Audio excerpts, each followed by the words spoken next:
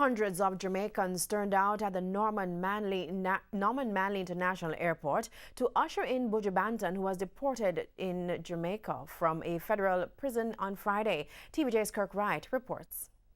They showed up in their numbers, hoping to get a glimpse of the Gargamel, Buju Banton.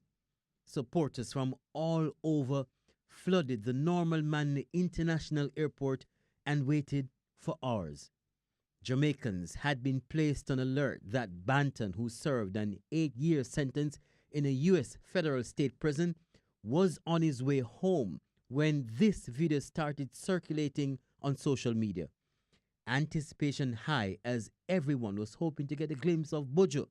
Police presence was also high as the anxious crowd grew. Supporters ran from gate to gate as rumors spread about where he would make his exit from the airport. This is what it was like.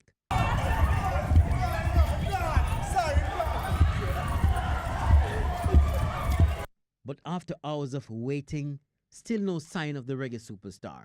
As it turned out, he was whisked away from a restricted area on the airport compound, much to the disappointment of fans. Maybe taking him to arrivals, because there's a huge crowd at the arrivals.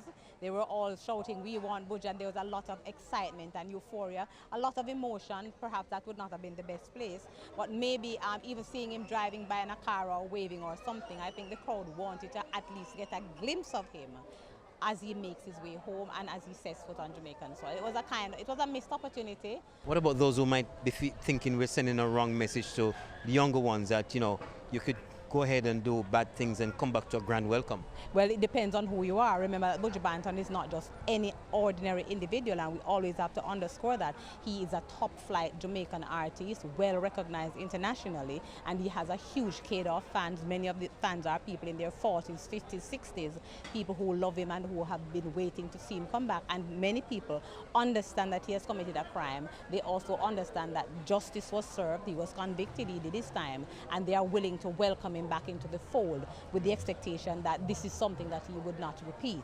A police source told TVJ News that the authorities were attempting to prevent a chaotic situation at the airport. Kirk Wright, TVJ News.